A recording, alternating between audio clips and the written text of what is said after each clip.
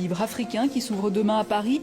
Nous accueillons ce soir Sarah Maudit, directrice de Nimba Édition, lancée à Abidjan en novembre dernier. Une littérature moderne, ludique, mais aussi format 2.0. À tout à l'heure.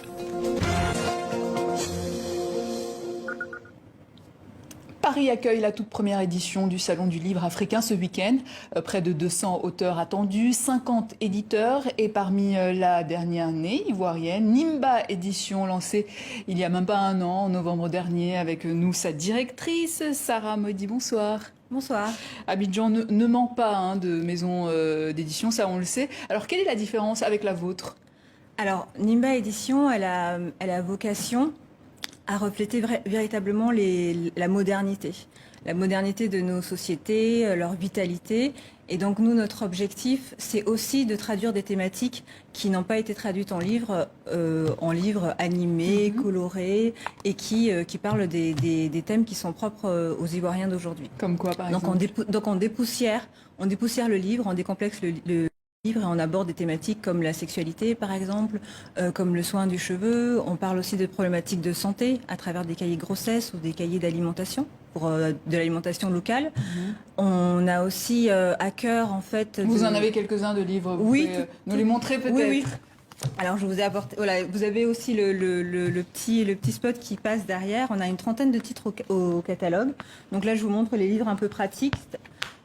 Sur la beauté, donc là c'est la sexualité, là c'est le soin du cheveu, là c'est la beauté. On a aussi à cœur à Nimba Édition de proposer une littérature jeunesse qui soit vivante. Alors vivante, c'est-à-dire qu'on aborde on propose des objets livres qui sont beaux, qui sont attractifs, parce qu'il faut faire du livre un objet de convoitise. Alors, on propose des livres comme des livres documentaires.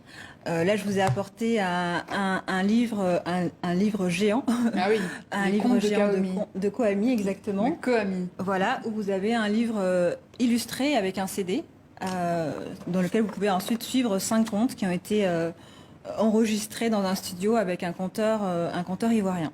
Alors on sait que les Ivoiriens sont connus pour les néologismes et vous en avez même fait un livre, Arafatologie. Racontez-nous l'histoire. Alors Arafatologie est justement né de l'envie de traduire en livre cette expressivité, cette créativité, cette vitalité de la langue nouchi, qui est un véritable creuset, qui prend un peu des mots enjaillés, vient de enjoy en anglais, il y a des mots bambara, la mousseau, etc. Et donc de traduire cette vitalité qui existe et qui en plus s'exporte, parce que la langue se crée en Côte d'Ivoire, mais elle s'exporte. Aujourd'hui, les termes ambiancés, enjaillés sont utilisés. On l'utilise tous les jours. Ils sont inscrits dans le Robert. Donc voilà.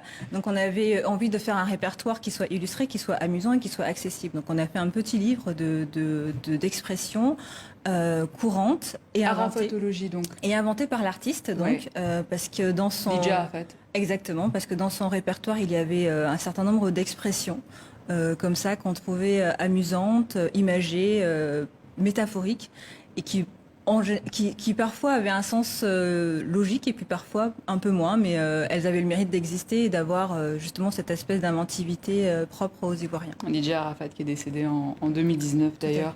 Comment allez-vous chercher vos futurs auteurs? Comment ça se passe? Alors, on les croise dans la rue, et on les croise sur la toile. On les croise dans les soirées à Abidjan et on reçoit aussi des textes par mail. Alors Nimba Édition existe depuis décembre 2020. Enfin, existe officiellement avec son premier catalogue depuis décembre 2020. Donc depuis l'ouverture, on a énormément de gens qui viennent vers nous. Alors on vient aussi vers des gens, vous voyez, on travaille avec des talents, ce qu'on appelle nos talents Nimba, qui sont à la fois des écrivains avertis, des écrivains néophytes qui arrivent à l'écriture, des gens qui ont une expertise, qui ont un métier et à qui on propose de le traduire en livre. Par exemple, quelqu'un qui écrit Mon cahier beauté, c'est quelqu'un qui, Sandrine Kwao, c'est quelqu'un qui a un institut de beauté, qui crée des produits et qui nous propose des livres sur la beauté. Et puis on a aussi un livre qui arrive, qui est au catalogue, sur la dépigmentation. Vous disiez que c'était très coloré. D'ailleurs, vous faites appel à des dessinateurs locaux. Tout à fait. Alors la couleur, c'est pour montrer la vitalité Oui. et l'énergie qui déborde chez nous. Et on a recours justement à une pléthore d'artistes qui nous illustrent, qui mettent en image aussi les textes que nous écrivent nos auteurs. Vous parlez du numérique également, c'est ça Oui. l'idée aussi, passer du papier au numérique? Exactement, donc l'accessibilité, en fait, elle est au cœur aussi de cette maison d'édition, dans la mesure où on propose à la fois des livres physiques qui sont de beaux objets, de beaux objets livres, et en même temps on permet sur une plateforme numérique l'accessibilité par des moyens vraiment très bas, c'est-à-dire qu'on peut accéder pour 150 francs, 100 francs par jour à l'entièreté de notre catalogue. 100 francs CFA au lieu de 5000 francs CFA peut-être pour un livre papier. Exactement. Donc 150 francs sur une plateforme numérique qui s'appelle YouScribe, vous avez accès à l'entièreté de notre catalogue sur toute l'Afrique francophone. Parce qu'en fait, juste l'enjeu aussi de l'édition en Afrique, c'est la diffusion. La diffusion physique n'est pas évidente parce que nous avons peu ou pas de librairies.